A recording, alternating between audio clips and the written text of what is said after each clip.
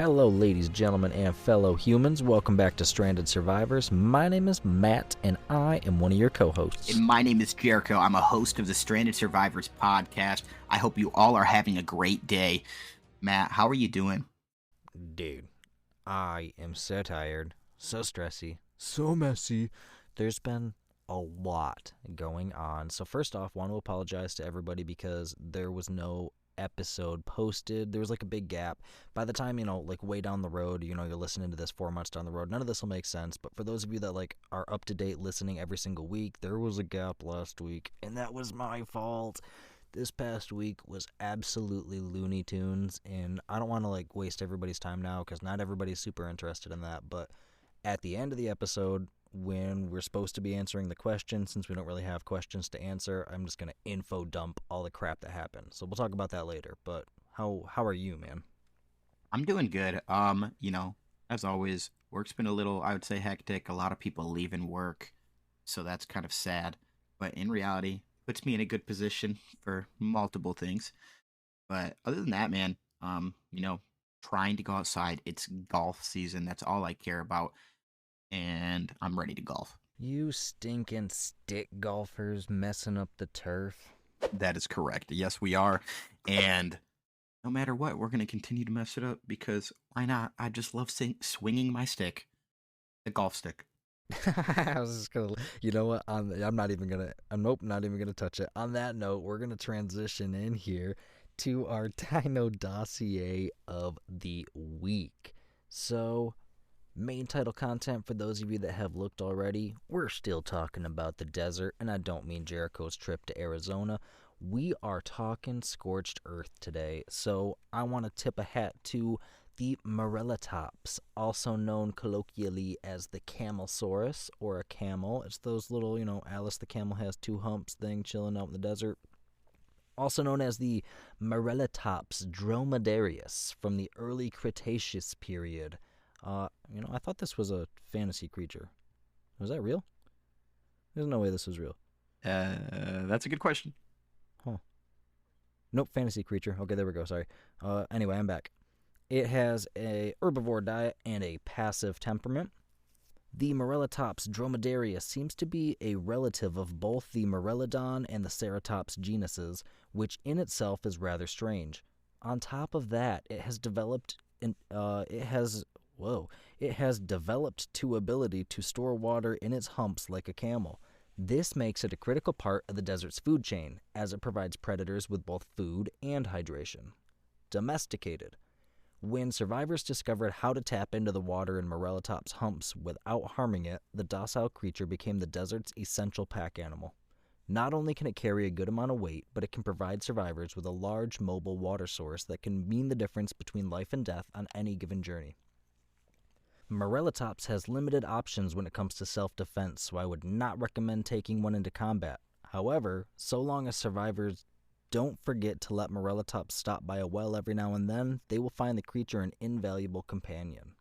So, we talked about it last week, but this bad boy is an absolute must. This is an early game Scorched Earth tame. Highly, highly, highly recommend you snag one of these bad boys ASAP once you get in there. Yeah, I do like the dino overall. I personally haven't used it, but with some of the new changes that came to it, I am kind of now intrigued with, using it and seeing it, just do the new things that we'll be getting into later. Yeah, so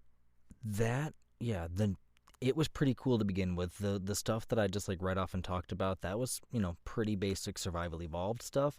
But for Survival Ascended, Scorched Earth has changed a handful of things, and we're going to get into that in a little bit, so I want to, keep our cards close to our chest. But they made a pretty big change to the Morellatops here, and in my opinion, it is now 100% even cooler than it was before.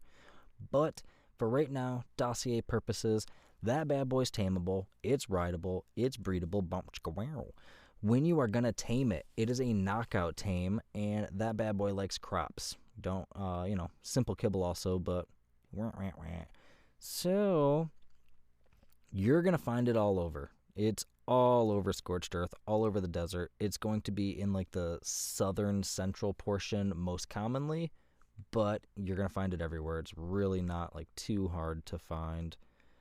It's got about the same walking and swimming speed, so it's not one of those that's going to be like a wolf moving through the water like molasses.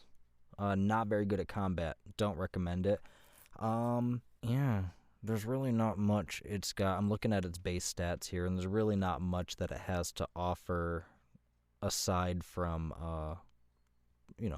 weight and stuff like that. But as far as melee goes and fighting goes, 2 out of 10 would not recommend. But as far as not dying in the desert, 9 out of 10. And we'll get into that here in a minute.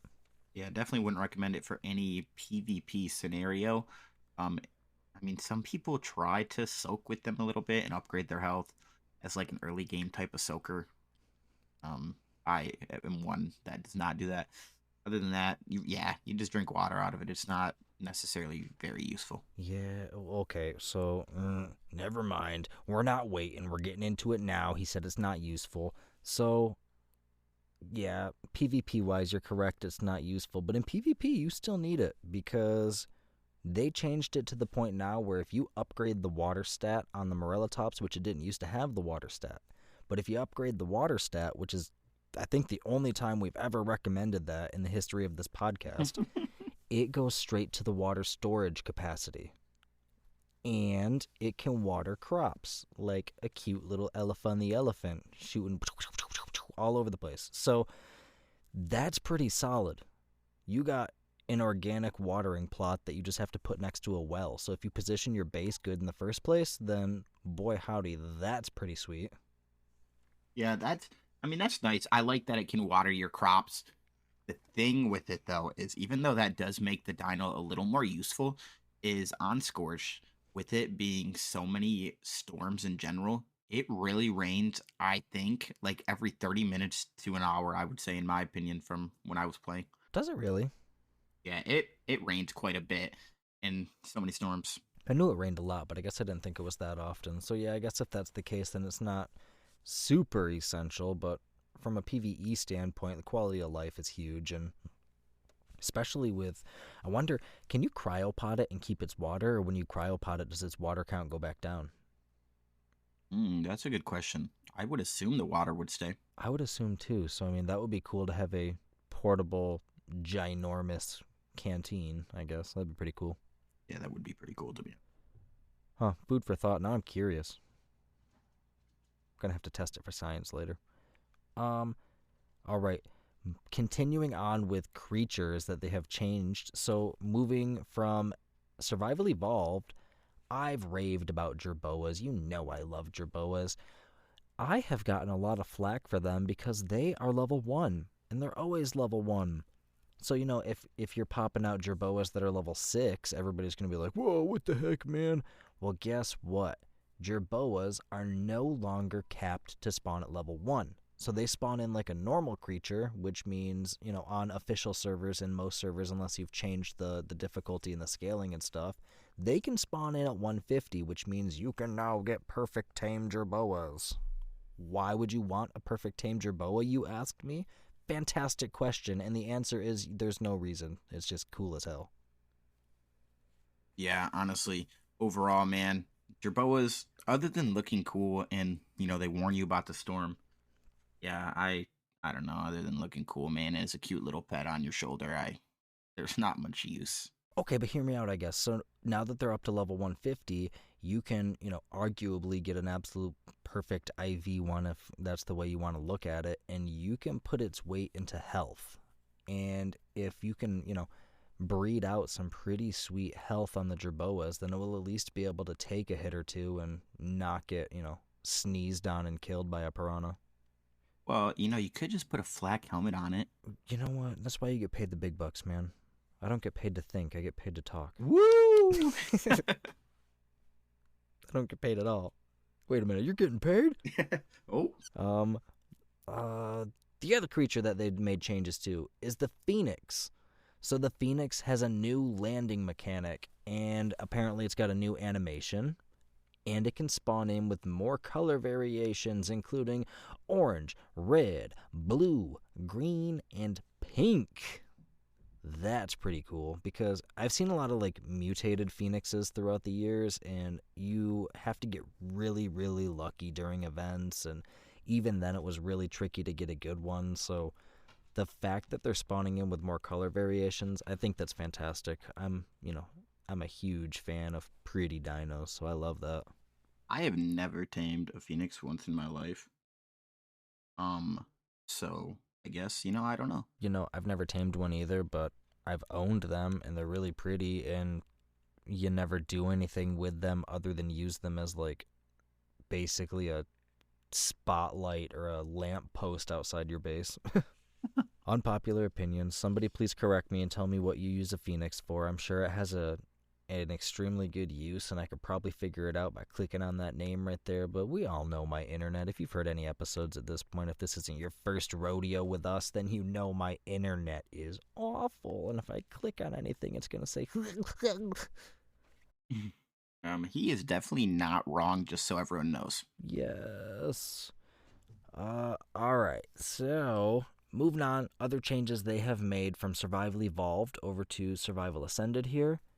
There are new ruins to explore, and they did a redesign on a Colosseum over there. So, I honestly am not familiar with the Colosseum off the top of my head. I'm sure that I've seen it in all of my, minimal exploration of Scorched Earth. I'm sure that I have seen it. I don't recall it off the top of my head. Are you familiar with it? I have definitely seen the Coliseum, and they made like a huge improvement on the Coliseum, to be honest, because there's just so many more different things. Like, of course, the grass, like, it looks like a little like dried up river type thing. They added a lot to the Coliseum. Okay, that sounds pretty cool. I could get into that. So what I'm hearing is that once we get our Scorched Earth server going up, we need to have some gladiator events in the Coliseum. Yes, definitely, and we'll be inviting everyone. Dude, everyone's invited. We're gonna have to come up with some prizes. That's right. Alright. The Phasalasuchus and the Oasisaur dossiers are on the map. There we go. So maybe we'll have to cover those coming up on some Dino Dossiers of the Week, but I have not had a chance to find any of the dossiers on Scorched Earth, so I'm going to have to dedicate some time to finding those, because now I'm curious. Yeah, I've not found any of them or really looked for them, to be honest. Of course, playing unofficial is, a little different, but I've really not found any of them. But I really do wonder what they are, so I guess we'll see also. Yeah, we're going to have to cover those coming up, because I'm genuinely curious as to what they're going to say. The Oasisaur is one in particular that intrigues me, and we'll get into that here in a little bit. I don't want to bounce out of order or I'll confuse myself. There are new caves to explore. Oh yeah, QC, do you hear that? My little spelunking buddy. They have new caves. I am excited for that. New caves means new puzzles, new maps, new, like, you know what I mean? New, like, underground subterranean maps.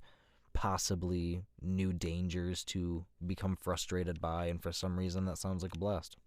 So, I don't know if you knew this yet or not, Matt, with one of the new caves they introduced, it's underwater. What? Yeah, literally. Man, I can think of a 4-letter word. Yeah, they Forget that, man. they really were like, I don't know, I mean, there's really no use for any underwater thing in Scorched, but like, dude, you go through this big underwater little cavern thingy. I think it's the one by Red Ob in the little river there. And you go through it, and like, dude, you'll have to look up a video because that cave looks really cool. Dang, Remy. My cat's coming by to say hi. I'm definitely gonna have to go check that out, because it sounds equal parts intriguing and terrifying, and I'm here for it. Yeah, I think you'll be okay. I don't think there's actually any, creatures in the water, but I could be 100% wrong. I'm hesitant to trust you, but I'm, slightly more in. Yeah, I understand that. I would like to think that there's not many things living in the water of a desert, but, the ocean tends to surprise me with how terrifying it is, so I try not to think about it.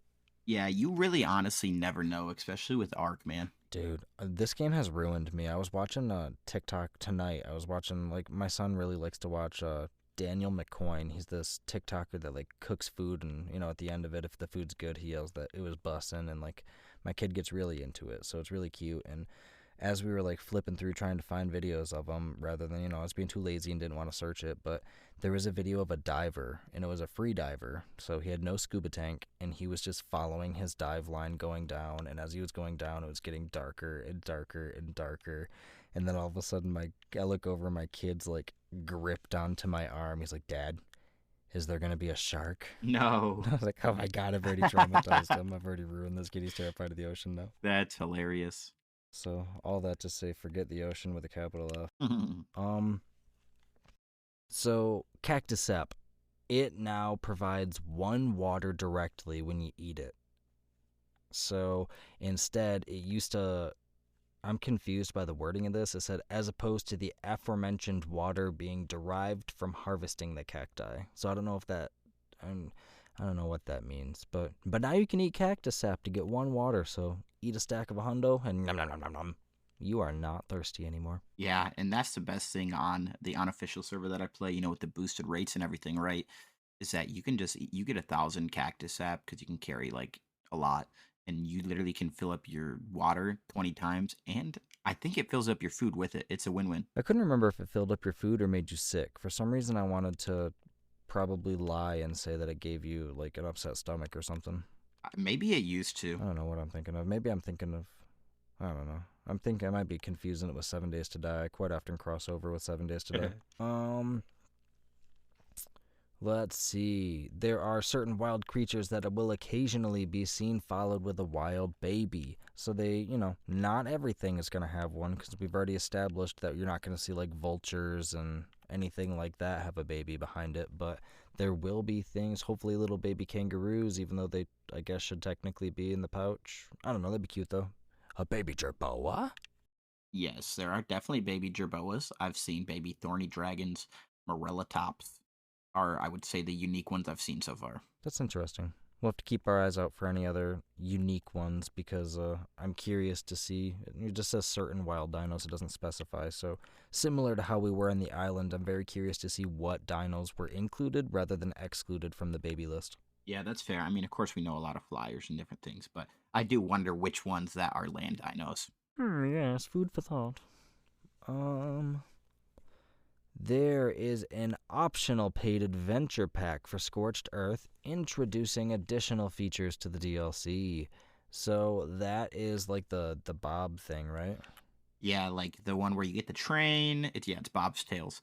You get the train, you get the Oasisaur, and all that stuff like that.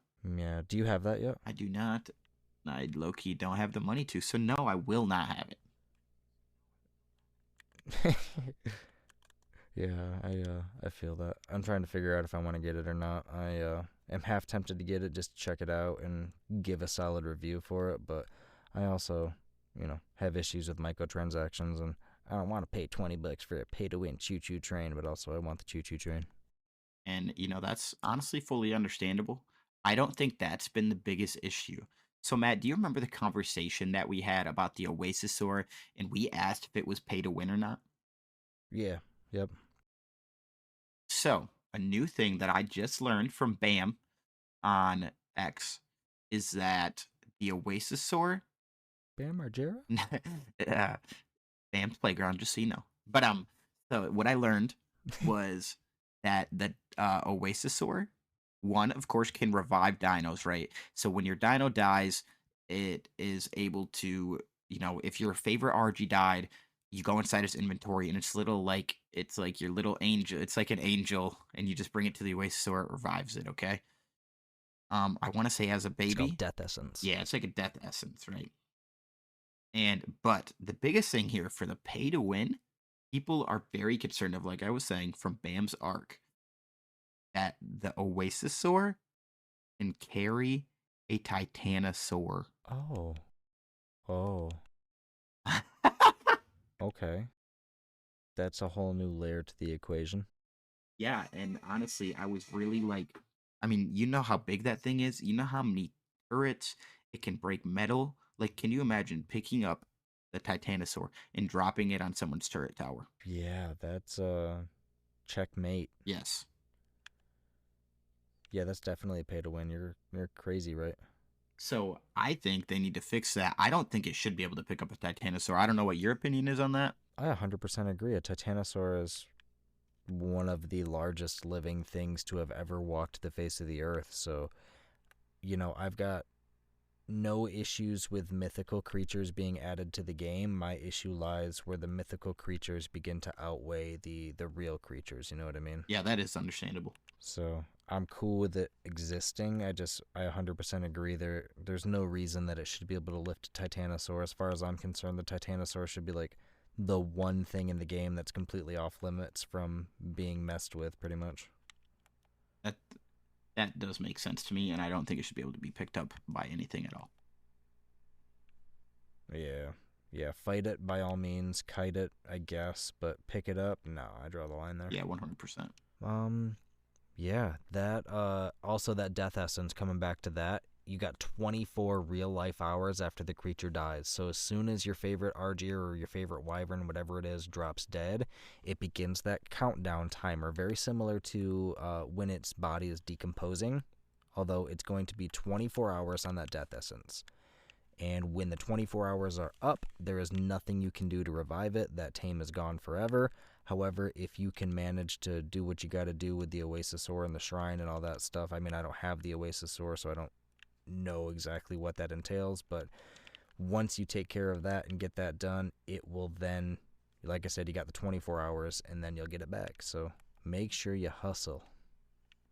Hustle and bustle. Gosh, really, honestly, that's it as far as changes that have been made from ASE to ASA as far as Scorched Earth is concerned. But I mean, just like some stuff, a little bit of repeated stuff from last week sometimes, but important information for those of you that may have forgotten. There are a lot of environmental issues going on in Scorched Earth, and that's one of like the biggest challenges is dealing with the environment. And you're going to look at superheat, sandstorms, and electrical storms. Jericho, can you touch a little bit? I mean, superheat, it's pretty obvious that's going to give you, hyperthermia and make your water go down. Sandstorms are going to make it really hard to see and will probably damage you a little bit if you're not equipped properly. But what about electrical storms? Honestly, so they used to like damage your generator and different things like that. They don't even do that anymore, or at least not from what I've seen. Maybe if you're not in a cave, but I can't confirm or deny that because when I've been building in a cave on Scorched, and none of my generators like end up being hit by the storms or anything like that. So really, I just think it's free water. Free water. The electrical storm is nothing but good. Yes. All right. So if anybody has any more insight on that, will you let us know? Because, curiosity is killing the cat here, and I'm wondering if you guys have experienced any of the damage from an electrical storm. And so, what is that going to do? Riddle me this. During the day, like I said, you got that super hot extreme temperature. It's going to be really hard. The water in your canteens and water jars will evaporate. So heads up on that, because just because you set out with a good canteen and just because you set out with a nice little handy dandy water jar, it does not mean it's going to stay filled. So you need to be aware of that. You need to be keeping an eye on that. And my honest recommendation is immediately begin seeking out the water jug bugs or a puddle or an oasis or some form to replenish your hydration at about 50%, because you don't know when you're going to see it. So I highly recommend at about 50% to start looking for that stuff. Yeah, I was gonna say I didn't even know that that drained your canteen or anything. Granted, playing unofficial never helps, but I that's actually something very nice to know is that it does drain that stuff. Yeah, fun fact straight from the wiki. Um, Electrical generators that take damage whenever used. So that's interesting. That does indicate to me that your generator should be getting damaged by the electrical storms, right? That is a good question. I'm wondering, like, so whenever used, so it's always used, and maybe it's just when you turn it on. I don't know. I have no idea. Yeah, I'm not sure. Um, it says here, straight from the wiki, folks, that the heat stroke will create it causes damage and creates a blurry effect on the screen, similar to being drunk. So, fun fact: heat stroke is bad. Oil and water veins, which are used. You're never gonna guess this. Oil and water veins are used to produce oil and water, respectively. That is an insight. Whoa, really? Yeah. I know it's going to blow your socks off here, and this is the first time you're hearing it, but it is 100% true, folks. So make sure, all jokes aside, do make sure that you set that up, though, because, access to a good oil vein and water vein are absolutely crucial. And for convenience sake, you don't want to have to hike across the map every time you want to get oil, and it's pretty heavy, so I just recommend you find a good location between an oil and a water vein and get the best of both worlds right in your backyard. Yeah, I agree. Always listen to Matt, everyone. He's the absolute genius of this podcast. If you want to listen to anyone, make sure it's Matt. Make sure that it's probably not me. I'm pretty brain dead at times. No, but other than that, let's get right into, go join our Discord. Make sure you guys are liking the TikTok, YouTube videos, all of that. Make sure you guys go follow us on X. Boom. Pretty much advertisements for ourselves done. But Matt, something that I wanted to do was the creator spotlight. Oh yeah, baby. Who we doing this week? What we got? This week is going to be the one, the only, our very first guest, the lore man himself. He's got it a couple times, but there's a good reason this time. He is creating a thing called Ark Frozen Seed. It's a fan-made film. It is Netty the Noodle. Shout out to Netty, as always. He's creating the Frozen Seed with a team full of people that he's been working with for about the last half a year, is what I'm understanding. Make sure you guys go check out that trailer. It's about someone who is like being hunted by an apex predator called Hound. They are also doing a GoFundMe if you guys want to go support that. It's going to be a 3 series or 3 episodes of the little scary horror film. Yeah, that sounds pretty solid. I'm really excited for that project. So that is like very awesome, and I'm just excited to see how that project is. Insert previous comment now. Yeah, I'm really excited too, man. I love all the stuff he puts out. I'm a big sucker for his videos. I'll fanboy over him all day long. So 100% really looking forward to this project, and I can't wait to see it. Yeah, definitely a very interesting thing. So make sure you guys go check that out. Go support Netty. He's always been a true one to us. Gave us help whenever we needed. So Netty, you are the creator or spotlight creator of the week. My man. And that will also bring us into our next segment. Now, there's a possibility that, as the last week's episode finally gets uploaded and this one is backlogged, that you guys have already answered this question with a resounding, no, we don't like this segment. But guess what? I haven't gotten those results yet, so now you get to hear it again. Who's that Dinomon? Well, folks, my main man Jericho is going to take the wheel for editing for me for a little bit while I finish up some real life stuff that's going on and eating up my time, which means he's now responsible for the Dinomon. So I'm going to hand the reins over to him for this segment.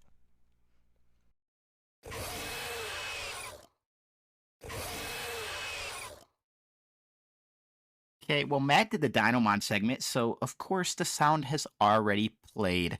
What do you guys think that dino is? Do you think it's something hard, easy? Who knows? Especially when I'm editing now. So what's going to happen? Is there going to be more stupid sounds, more stupid endings to the episodes? I don't know, guys. You're really just going to have to figure that out by listening until the end. So, Matt, I wanted to bring up a very big topic of news for the Ark community. So, according to Snail, of the makers, the owners of Ark, right? Or Wildcard. Yeah. Okay. So, Matt, the one really interesting thing here is from the Snail, according to Snail's Q4 financial webcast of ASA, they have a daily active user. So I'm assuming how many people play the game every single day. But that of surprises me. 180,000 players. Isn't that crazy? Yeah, good for them. That really surprises That's me like a too. good surprise. I don't mean to say And like that surprises me I in a I mean, negative way. good I for them mean though, like honestly. that's awesome. That makes me very hopeful that the game is starting to make its rebound. And like we had talked about before, the new maps coming out are going to breathe life into it. And I think the new options that are being created, people now have the ability to transfer things from Scorched Earth to the island, which introduces wyverns to the island. So new people coming in who buy the game tonight and download it tonight will be able to get a wyvern tomorrow, theoretically, from somebody on the island who, is established and has their stuff together and is already doing their thing. So, like, that's game changing for people's quality of life the second they get into the game now, which is, anybody who's ever played a survival game knows that the first 5 to 10 minutes are very, very determinant as to whether you're going to continue playing the game or not. I mean, I don't know about you, but I've made my decision for every survival game in 10 minutes or less. Yeah, I would say that's a pretty common theme. You just kind of you Yeah. end up learning So, the mechanics a tiny bit, the end up first seeing all 10 the stuff minutes you that's get in, you're involved in like, the wow, game. this is I would say probably in the beautiful. first 10 minutes. Then you get pounced by a raptor, and you're like, okay, well, that kind of sucked. And then, all of a sudden, as you're spawning in, you're getting mauled by something else, and you're like, okay, I'm not having fun. And then somebody flies overhead on a lightning wyvern, roasts everything for you, picks something up, drops it off in the ocean, and then comes back to invite you to the tribe. And guess what? You just became a lifelong fan because that was cool as heck. Yeah. So something though that is also very alarming to me. I want to get your opinion on this. I'm going to read something here really quick. Is AI is being used to speed up the production pipeline. AI generated 2D concepts and more than doubled the 2D art team production. It's also being used to turn 2D art into 3D art. In the future, Wildcards or Snail Games' goal is with the AI agent is to have replace developers to reduce cost. This is very concerning, more concerning than the financials. What are your opinions on AIs taking over for the developers? That really, really upsets me. I don't know if I've mentioned it before on the podcast, but like you and I have had personal conversations about my issues with AI, taking contracts from me in voice acting, and that right there just it spreads the what's the opposite of wealth? It spreads the poverty, you know what I mean?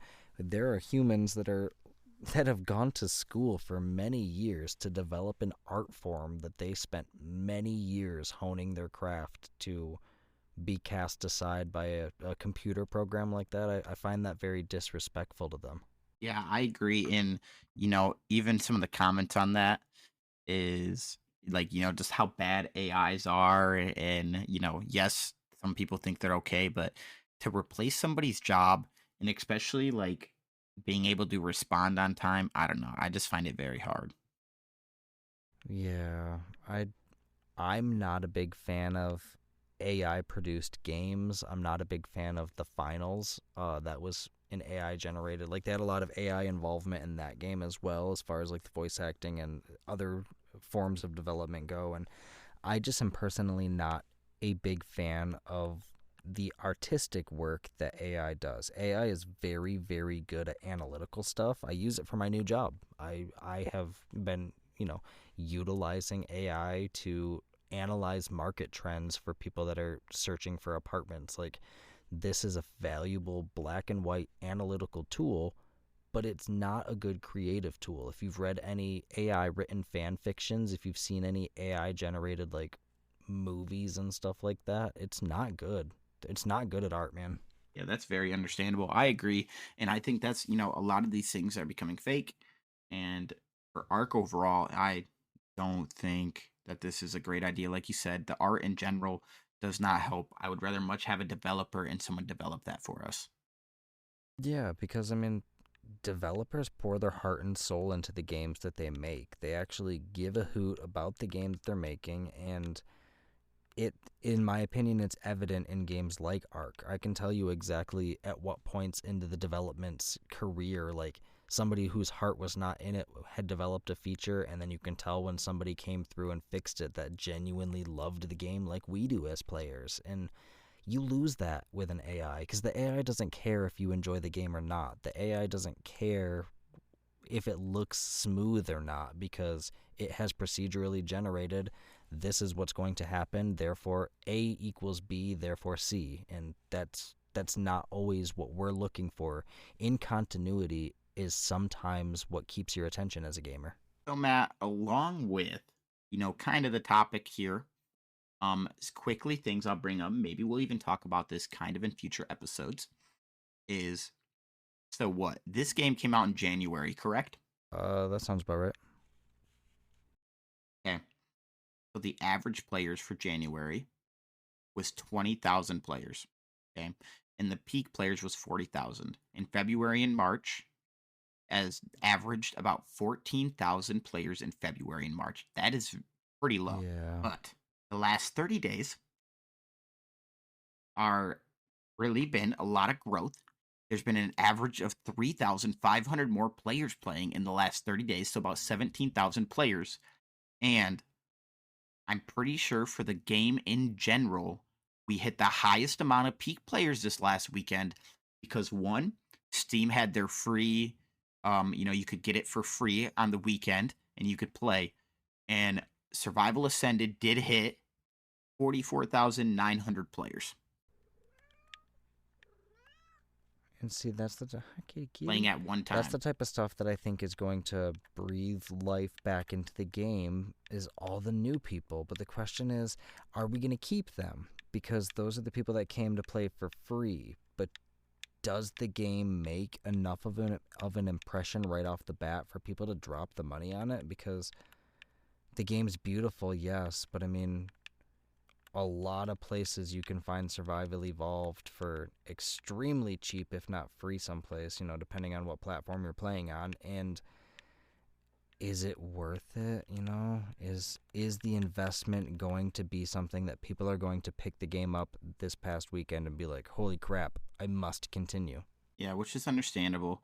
So to look at the graph as of recent, I would say there's been an average in the last, so the game's not free anymore, of course, and I've been checking, whenever I can, so I've really checked a lot today, and I would say there's at least an average of 25,000+ players playing on the Steam charts. Okay, so see, that answers my question right there. That tells me that, people did enjoy it and it was worth it for them.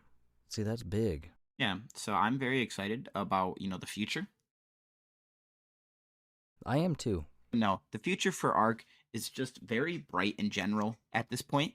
And kind of the last or the biggest thing that I wanted to bring up is, did you see they gave us a release date for the center? No, what is it? What is your guess? Man, I'm gonna sound like a Fruit Loop eating dingus here. So Scorched Earth just came out. I love you, Wildcard, and I love you, all developers. But in my experience, I'm gonna guess November, December. Yeah, so the next thing they're coming out with is November and December. Really? No, I'm just kidding. They're coming out with the next thing is going to be the center on June 3rd.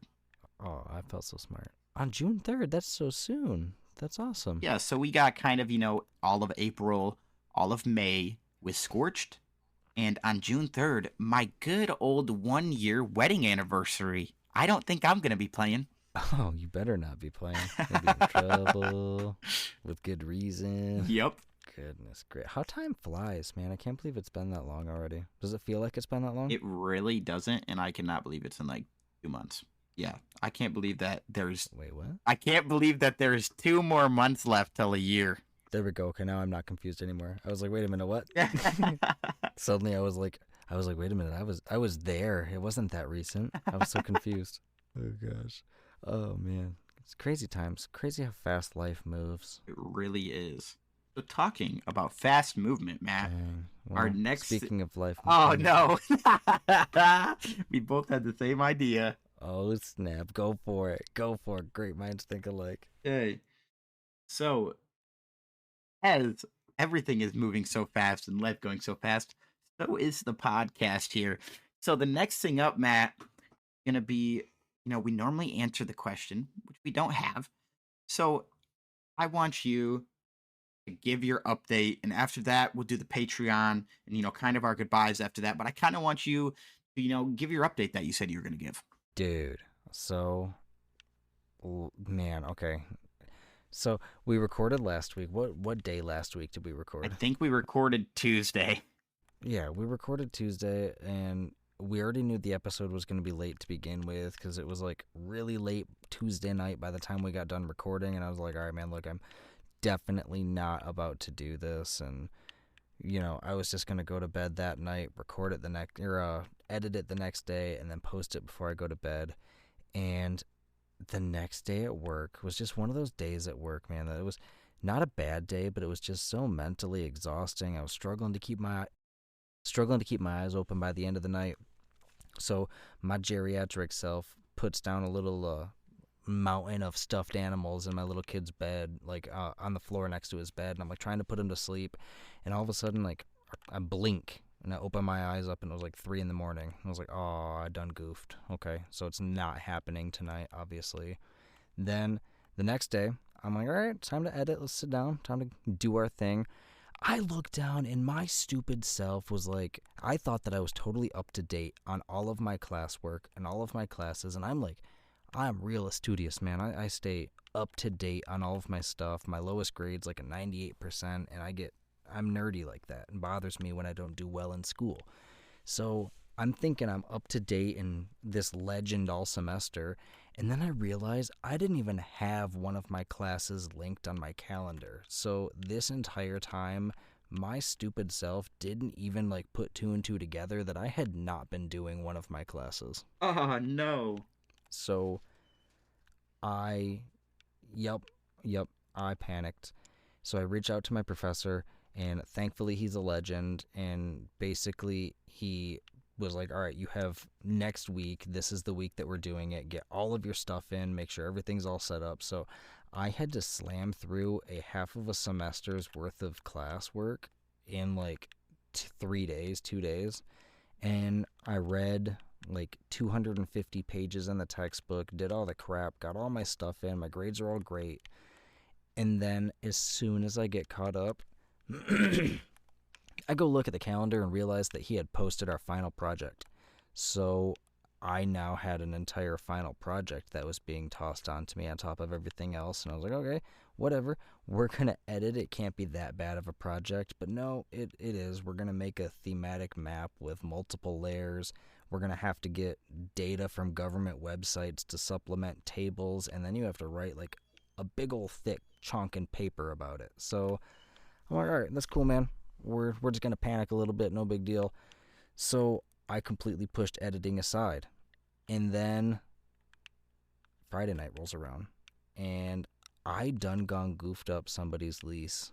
And I hope that person's not listening, but I done goofed their lease up and goofed everything up. So it like was going to have an impact on people having a place to live next year. And I was like, no. Oh no, I can't. I'm so new to this job. I can't like goof up this bad. I can't ruin somebody's entire semester and be like, oh yeah, by the way, I double booked you. Sorry. So I had to like do a lot of backpedaling. We had to do a lot of shifting people around, and like it was a lot of hoops to jump through and paperwork stuff to jump through to make sure that everything worked out the way it like needs to legally, and also make sure everybody got taken care of the way that they deserve to be. So like that required a lot of additional hours to be put in, and that's okay. That was my mistake. That happens, but it ate up a lot of my free time. Then I'm like, you know what, I am stressed to the max. Let's have a fun day. So I take my kids to the freaking water park, right? Yep. I hate crowds. I hate it. I hate crowds almost as much as I hate the ocean. And it was spring break for the water park, so they had like 3 times as many people as they should have had in that water park, and myself is like in a full-blown panic. We're sitting in the hot tub, we're shoulder to shoulder with strangers. I got some strange kid like touching me with his foot. I was ready to kung fu fight somebody. Oh man, it was not good. It was not pretty. And the kids had a blast. So you know what? I smiled through it. I had fun too. It was a great time. We all had a very good time. It was just very overstimulating. And then we come home, everybody's so tired. We all pass out like as soon as we get home. Everybody falls asleep at like 8:30. So super early night, whatever. Everybody needed that. I'm dead set to edit the next night. Sunday night rolls around. My 1-year-old, he'll be 2 in May, so he's almost 2. I don't even know what happened, dude. It was in slow motion, but none of us could respond in time. He literally was walking forwards and like he tripped over the carpet. The carpet monster got him or some crap, and he just like timbers like a tree, face plants right into the corner of the entertainment center and puts like the corner of the entertainment center through his nostril, and it sure looked to me like he had ripped part of his nostril. So we weren't sure if he like ripped his nostril. We weren't sure if his nose was broken. It sure as heck looked broken, and we had to take him into the emergency room. So we spent like a lot of Sunday in the ER with him, and he's good. Everything's like, the kid's part rhinoceros and part hippopotamus, so he's totally okay. He's got like a really big bruise on his nose, but it wasn't broken. The cut on his nose was not all the way through the nostril. It was just most of the way through, so they didn't end up stitching it. But I mean, it was still a lot. So it was a week, dude. Like, I don't like to complain and I don't like to be negative, but holy crap, it was a week, man. Yeah, that's for sure. So everything is, starting to look up. Kids feeling better. Wife's not, my wife was sick again. We're all sick. I'm starting to get over it. So everyone's feeling better. His nose is healing up. The eclipse was super cool yesterday. That was all I could focus on. So I didn't do anything productive yesterday because I was too excited about the eclipse. And, things are in a positive light for me and my family. That's the final part of the update I want to give, is that everybody's, in a positive light. Things are looking good. I'm excited for the future, and I'm going to be very, very busy, and that's okay, but, I am excited.